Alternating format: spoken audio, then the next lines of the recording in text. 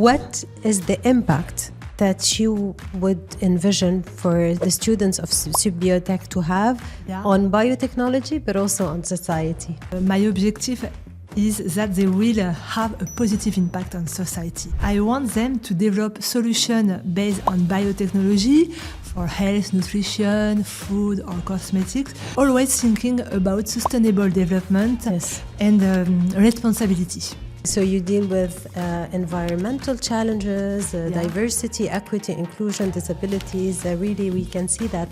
Every year, one project leads to the creation of a company, of a startup. Wow. Believe in your ideas, commit yourself fully to your projects. The world is uncertain and challenges are normal. Together, we go further. Hello, Vanessa, and welcome to Qiyada Podcast. Vanessa, you are a leading figure in biotechnology education and a recognized voice on how innovation can serve society. As a general director of Subbiotech, you've helped shape how future engineers think about science, but also responsibility and impact. And you bring together scientific expertise from a side and a strong leadership from another. So on behalf of the Arab-German Young Academy of Sciences and Humanities, AGYA, who is funded by the German Federal Ministry of Research, Technology and Space, I would like to thank you for being my guest and contributing to the research project on humane leadership. I'm very happy to be here with you, Iba, and thank you very much for the invitation. Thank you, Vanessa. So the first question that came to my mind was, how does someone with a PhD in biochemistry gets to be co-founding and leading an engineering school like Subbiotech? It's a long story. I've always been passionate by life science. I did a PhD in biochemistry, and during the same time, I also taught students. I discovered that I love education. Yes. After my PhD, I work as a researcher at the CEA, Commissariat à l'Énergie Atomique, in Saclay, at the south of Paris. And at the same time, I began asking myself about my future. Yeah. I was thinking about that because I appreciate research, but finally, I felt more and more attracted by education. And one day, while I was looking for job opportunities, I was contacted by a private group of education, Ionis Education Group, and their project was to develop a new school of biotechnology. I went to the interview, and I realized that it was a fabulous opportunity. Very exciting, a challenge to get. Yes. So I accept the job, and I don't have any regrets. I began the project in 2004, and a few years later, I became the director of Subbiotech in 2009, when the first students finished the curricula. What made you feel really that Subbiotech needed to be created? The idea came from leaders of Ionis Education Group who saw that biotechnology companies were looking for engineers with specific skills. And for me, I was convinced that biotechnology can play a key role in our life every day. Yes. They help us for health, food, cosmetics, environment. So I would like to participate to train a new generation to become engineer in this sector. And when I began the project, I met many professionals who confirmed that there was a real need for this kind of school, Subbiotech. So it's amazing that you already had this vision with Ionis Group, as you said. And what made you think really that as a scientist, as a woman in science, your impact would be different, but yet on a larger scale by leading this engineering school? I realized it quite early. By creating and developing a school, I could pass knowledge and skills to younger generations. Moreover, my scientific background allows me to design academic program, allows me to talk, to have the same language as a researcher, teachers, and also companies. And this scientific background helped me also to guess the skills that are necessary for students to work in biotechnology.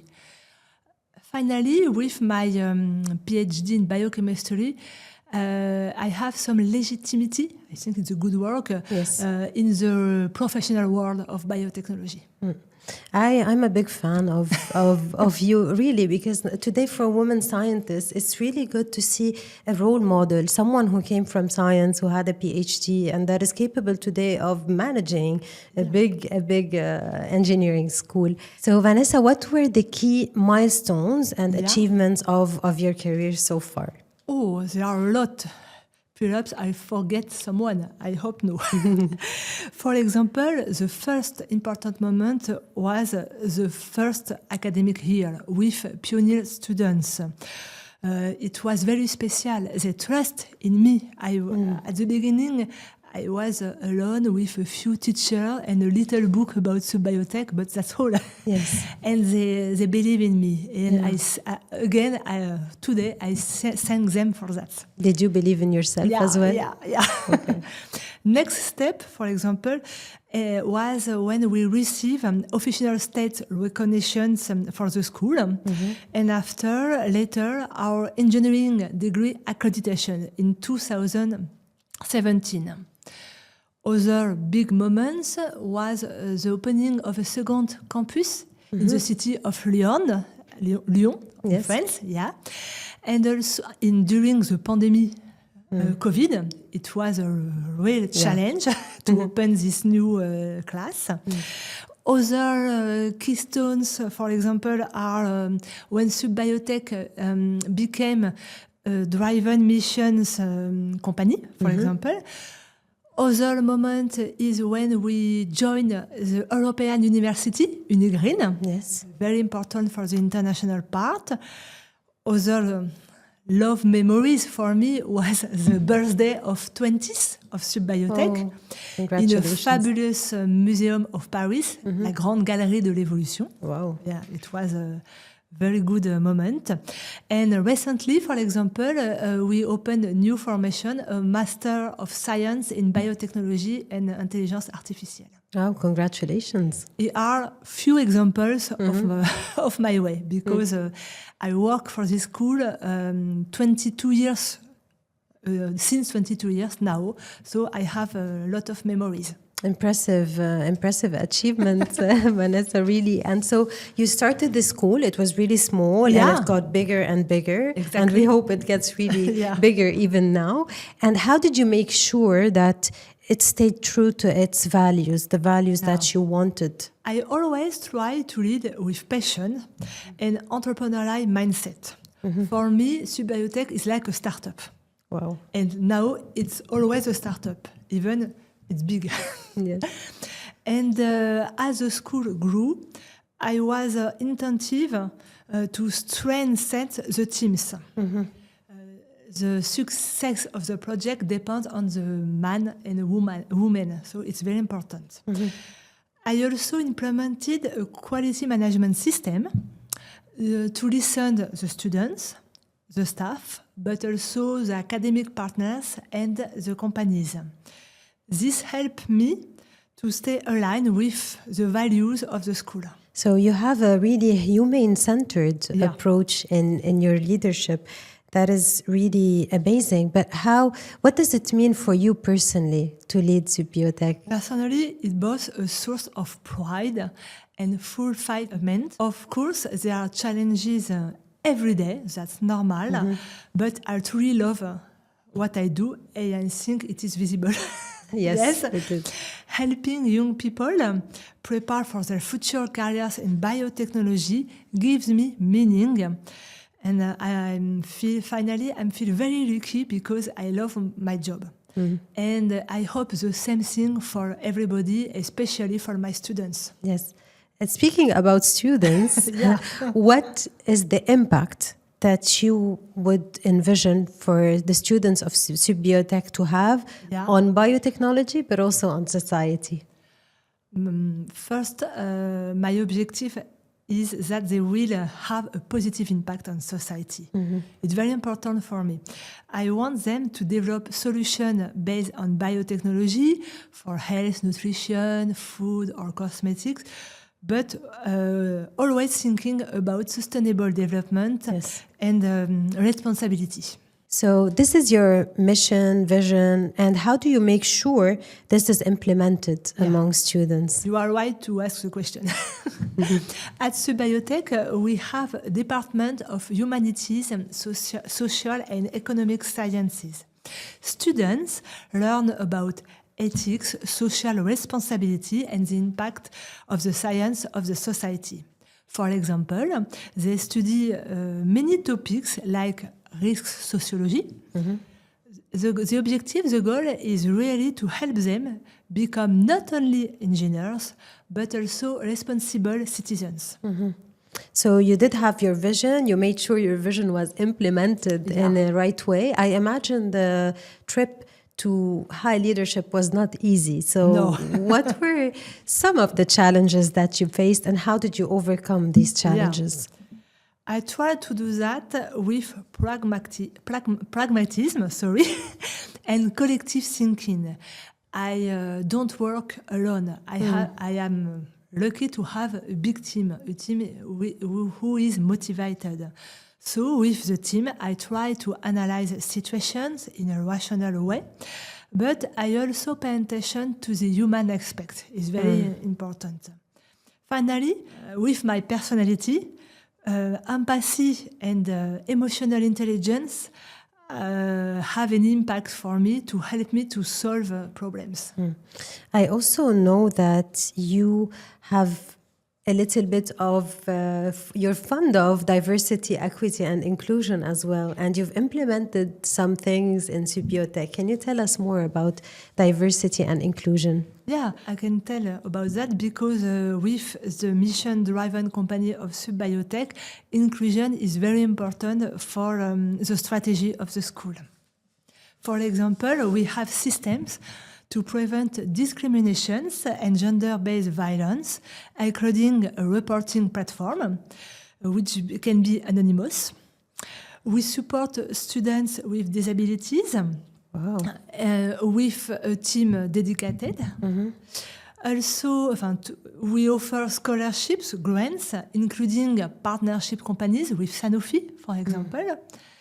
And we provide access to psychological support and coaching to help students during their studies.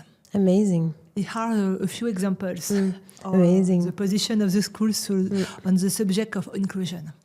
Amazing. So you deal with environmental challenges, diversity, equity, inclusion, disabilities. Really, we can see that you have this vision and impact on society. You said earlier that today Sub-Biotech is kind of a startup. And I know that students do many projects with impact. Can you tell us a bit about the projects that impacted you and impacted society that went from Sub-Biotech? Oh, I can have many examples. It's true that with the innovative project, whose name is SBIP for Sub-Biotech Innovative Project, students work in team during 4 years on innovative biotechnology projects to respond to real societal needs. And every year, on average, one project leads to the creation of a company, of a startup. Wow, amazing. We are very proud because I think it's a good result for biotechnology domain. And for example, I can think about 2 alumni, Gabriel Eleuterio, class of 2022, and Manon Frajman, class of 2020. They created advanced care technology from their innovative project. They developed DigiSkin. DigiSkin is a medical device that helps amputees regain a sense of touch through their prosthesis. It's a beautiful example of science serving people, I think. Wow, and all of that is under your vision of Exactly. creating the infrastructure Exactly. that allows students to innovate, thinking of environment, people with disabilities, how to make this world better. So Yeah. congratulations on Thank that. Vanessa, what would be your final word to the future leaders in biotechnology? Believe in your ideas, commit yourself fully to your projects. The world is uncertain and challenges are normal. Surround yourself with the right people. Stay motivated and never isolate yourself. Together we go further. Oh, that is really a very good summary of what you did at Subiotech for all of these years. Vanessa, thank you for your vision. Thank you for creating pleasure. this infrastructure where people are leading today biotechnology towards serving society. I was very happy to have you today because you represent today human leadership. You represent also female leadership, women in science and leadership. So thank you very much for being my guest. With pleasure, Ida, and thank you very much to invite me. For me, it was a beautiful opportunity to speak about my job, about the Subiotech, because it's part of my life. Thank you very much. Thank you.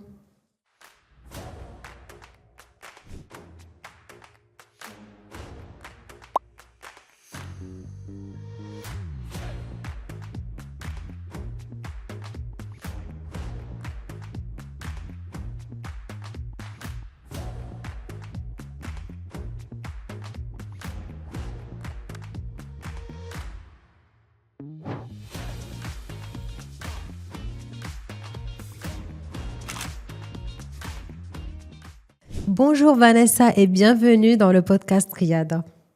Bonjour Iba, merci de m'accueillir aujourd'hui dans votre podcast. Vanessa, vous êtes une figure reconnue dans l'enseignement de la biotechnologie et une voix engagée sur la manière dont l'innovation est au service de la société. En tant que directrice générale de Subiotech, vous contribuez à former des ingénieurs conscients de leurs responsabilités et de l'impact sur la science sur le monde.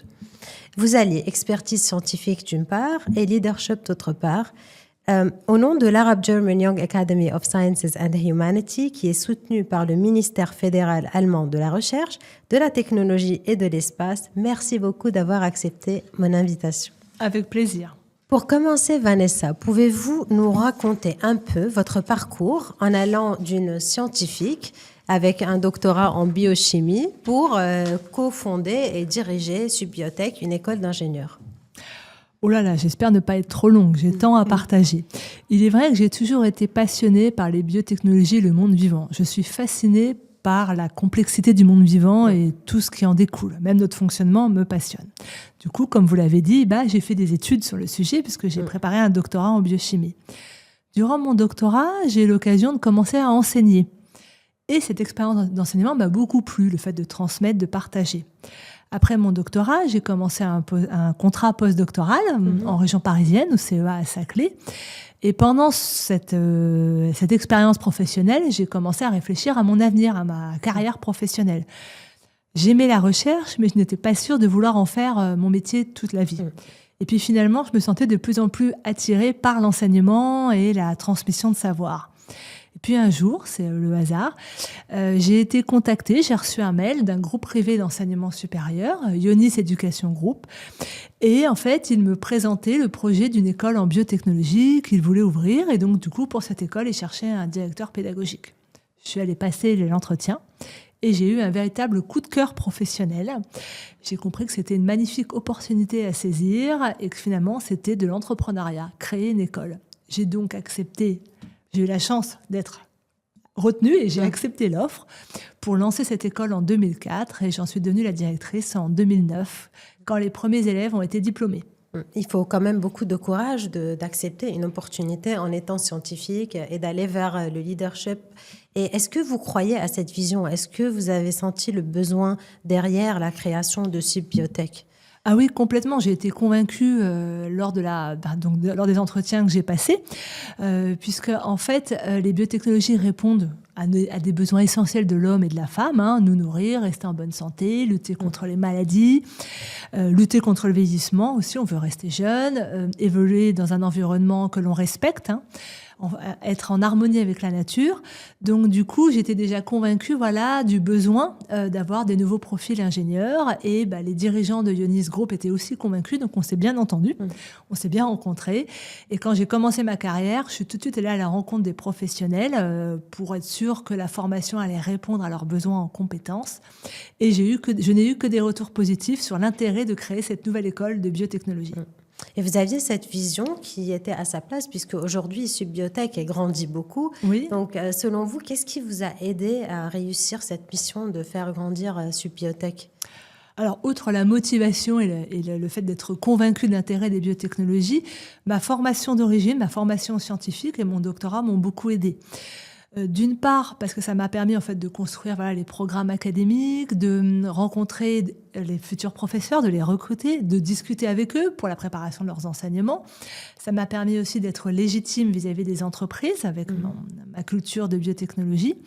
Et puis, le fait d'avoir préparé un doctorat, ça m'avait permis de développer plusieurs compétences de gestion de projet, recherche bibliographique, études d'opportunités. Donc finalement, des compétences développées pendant des études très académiques m'ont été vraiment très utiles là pour créer cette école. Et quand vous étiez vous-même élève, oui. Est-ce que vous aimiez la science ? Est-ce que vous avez un métier en tête ? Vous aviez une direction dans laquelle vous venez ? Je suis passée par des tas de projets. Oui. J'ai toujours été intéressée par la science. J'ai d'abord voulu, quand j'étais collégienne, être opticienne. J'avais un coup de cœur pour les... Même, je suis myope comme une taupe, alors ça a peut-être un rapport. Et puis après, à un moment, je suis passée par archéologue aussi. Ça, c'était peut-être pour la curiosité, le fait de comprendre l'histoire de nos ancêtres.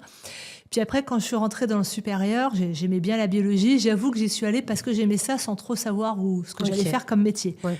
Et puis, en fait, au fur et à mesure de mes études, en rencontrant des professeurs, en faisant des stages, je me voyais en fait travailler avec la science. Mais voilà, j'étais encore très ouverte. Et est-ce que vous aviez des doutes à certains moments de votre vie académique ? Est-ce que vous aviez des doutes sur le parcours ? Qu'est-ce que vous vouliez faire ? Des hésitations ? Peut-être de la peur ? Pendant mes études, c'est ça, avant de rentrer à Sud. Oui, j'ai eu des doutes parce que finalement, moi, j'ai suivi un cursus universitaire très prestigieux. Enfin, c'est très épanouissant, enrichissant. Mais finalement, je n'avais aucune idée de ce qu'on pouvait faire après avec ces études de biologie, à part enseigner ou faire de la recherche. J'avais du coup du mal à me projeter dans le monde professionnel. Donc, j'avoue que je me suis laissée un peu bercer. Je fais mes études, ça m'intéressait. Et en fait, je me suis vraiment questionnée sur ma carrière au moment de la préparation de mon doctorat. Je pense que c'est un très beau message d'inspiration de se dire que quelqu'un comme vous, qui est aujourd'hui directeur d'une école d'ingénieurs, a eu durant sa, j'ai eu des doutes, sa vie certains doutes. Et qu'est-ce qui vous a poussé à continuer ? Qui vous a inspiré, motivé de rester focus jusqu'à atteindre... Le doctorat ? Oui. J'avais un profil très académique, j'avais des bons résultats, donc du coup, mes enseignants m'ont beaucoup encouragée à poursuivre jusqu'au doctorat, surtout quand ils me demandaient ce que je voulais faire. En fait, j'étais encore un peu évasive, je ne sais pas trop, je voudrais que ça soit en lien avec la science, mais je ne sais pas. Et du coup, on me dit, nous t'encourageons à poursuivre un doctorat, comme ça tu pourras mener un projet pendant 3 ans, déjà, un sujet de recherche, un projet. Donc, toi qui aimes la science, tu pourras mettre en pratique tes compétences sur ce projet-là. Et puis, pendant ton doctorat, tu vas enseigner. Donc, tu pourras peut-être voir si une carrière universitaire pourrait t'intéresser. Donc, en fait, clairement, j'ai été encouragée par certains enseignants parce que j'avais un bon profil. Et ça se voit que c'est ce que vous essayez de faire aussi à Subbiotech. Du coup, maintenant, d'inspirer les jeunes, de les encourager. Et aujourd'hui, en tant que leader, qui vous inspire ? Voilà. Les autres femmes qui ont aussi des jolies positions, qui sont leaders, des chefs d'entreprise. C'est vrai qu'on a une forme de solidarité féminine, donc du coup, il y a aussi des grands messieurs qui sont impressionnants, des grands chercheurs. Là, récemment, la jeune Française Sophie Adno, qui est partie dans la station ISS, clairement, je suis très, très impressionnée et admirative, parce qu'en plus, c'est une maman. C'est ça que je voudrais ajouter. Je suis très impressionnée par les femmes qui combinent des postes à responsabilité avec des vies de famille. Je suis tout à fait d'accord. Et c'est très beau. Je le vis moi-même, c'est un véritable challenge de garder l'équilibre. Et donc, du coup, voilà, les mères de famille qui ont des gros postes à responsabilité, elles ont toute mon admiration, surtout quand elles ont plusieurs enfants. Et c'est vrai que c'est impressionnant de gérer une vie familiale et en même temps. Mais on sent aussi que le fait d'avoir une femme qui dirige, on se sent toute un peu en sécurité de vouloir gérer aussi des familles et des carrières, parce que si le leader le fait, c'est possible ça, en fait exactement. Pour tout le monde. Et c'est intéressant que vous parlez aussi de sororité. Et aujourd'hui, vous, à quoi ressemble une journée typique à Subbiotech? Alors déjà, il n'y a pas une journée qui se ressemble l'une par rapport à l'autre. Alors une journée atypique. En fait, par rapport au poste que j'occupe, les journées peuvent être riches en réunions parce que du coup, j'ai un comité de direction qui rassemble tous les directeurs de services, service pédagogique, service de la communication, des admissions, de la recherche. Donc du coup, j'ai régulièrement en fait des réunions avec les membres du comité de direction pour suivre leur activité, peut-être valider des décisions, approuver, questionner, réfléchir avec eux à la suite de leur projet. Donc déjà, on passe beaucoup de temps en réunion quand on est directeur d'école. Après, par exemple, je vais aussi à des événements professionnels. Par exemple, aujourd'hui, il y a la présentation du dernier panorama Health Tech de l'association France Biotech. Ça a lieu ce soir au ministère des Finances à Bercy. En fait, la France Biotech est une association professionnelle dont Subbiotech est membre.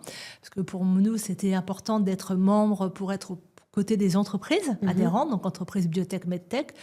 Et tous les ans, cette association, ils font une grande enquête, une grande étude sur la santé économique des entreprises de biotechnologie. Et donc, ils font après une présentation officielle et je trouve ça très important d'y aller. Déjà pour ma culture, pour l'école, pour la guider dans la bonne direction, bien orienter les programmes, puis aussi pour travailler le réseau. Parce que ça aussi, c'est un conseil que je peux donner aux nouvelles générations. Le réseau, c'est super important.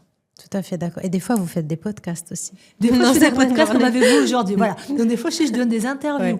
Des fois aussi, je rédige des dossiers pour les renouvellements d'accréditation parce que j'ai la fierté aussi aujourd'hui que l'école ait toutes ces accréditations, mais elles ne sont pas à durée indéterminée. Elles ont toutes des mandats. Oui, tout à fait. Et donc, il se passe rarement une année sans que j'ai un dossier aussi institutionnel à travailler. Et avec des grosses journées comme ça, d'où vous puisez votre énergie? Alors, je pense qu'il y a un tempérament derrière. Il y a aussi la passion du métier. J'aime mon métier. Oui. Donc, du coup, j'aime ce que je fais. Donc, je pense que ça me donne une motivation. Et pas plus, je suis quelqu'un, j'ai besoin d'être occupée. Oui. J'aime pas le vide. La nature a horreur du vide. C'est ça. Et qu'est-ce que vous direz que c'est le plus difficile dans votre métier et le plus facile? Alors, le plus facile, peut-être, je vais commencer par le plus facile, c'est parler d'école. Vous voyez, je la connais bien, l'école. Ça fait maintenant 22 ans que j'y travaille. J'ai été là dès le début.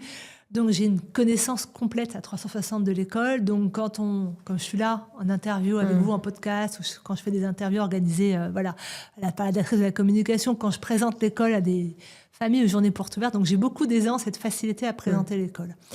On me dit aussi que je suis très sociable, donc j'ai aussi pas mal d'aisance à travailler les relations professionnelles.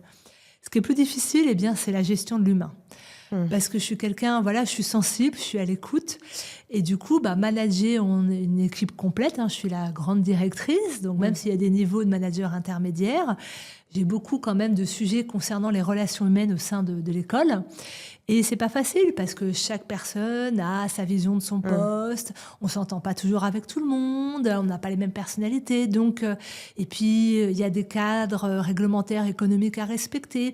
Et des fois, ça rentre pas toujours en adéquation avec les attentes individuelles. Donc, en fait, les relations humaines, les ressources humaines. Alors, pourquoi j'en parle aussi? Parce que dans l'organisation de mon école, j'ai plusieurs casquettes et j'ai aussi celle de la DRH. Ok. Voilà. Et donc, du coup, moi, je suis très soucieuse de l'entente globale parce que cette école, elle ne peut pas marcher s'il n'y a pas un très bon travail d'équipe, une bonne entente collective.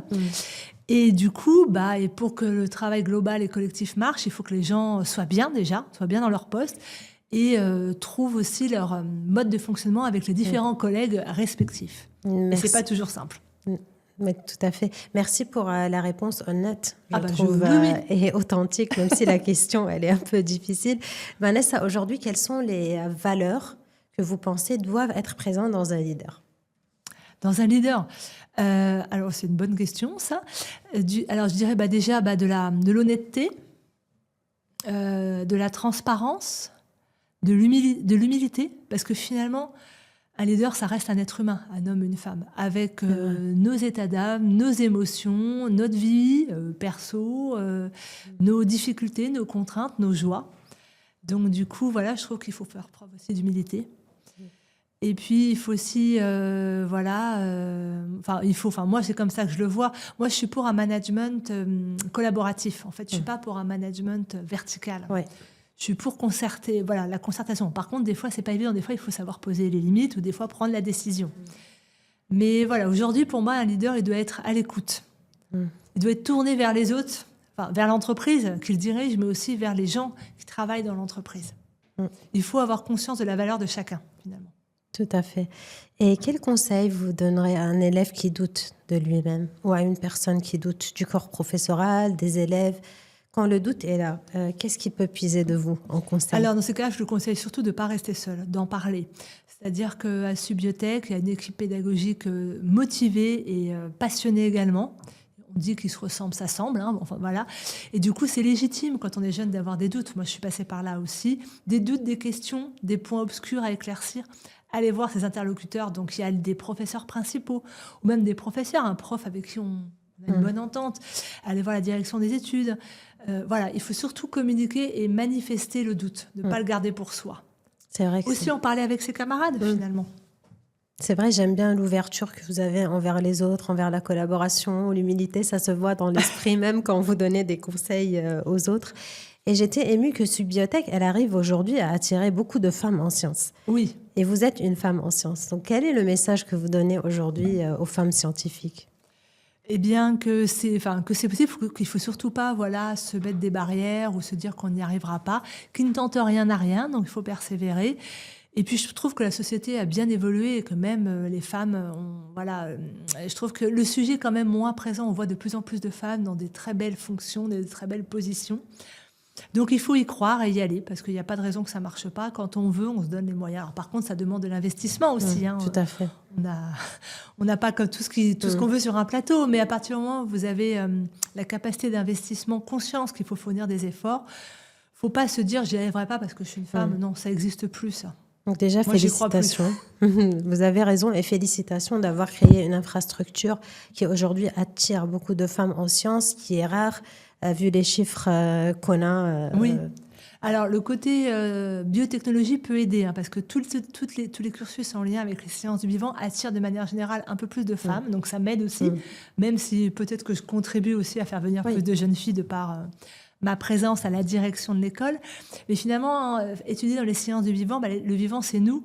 Et du coup, comme il y a un impact social qui est assez spontané, je pense que ça attire plus facilement les femmes.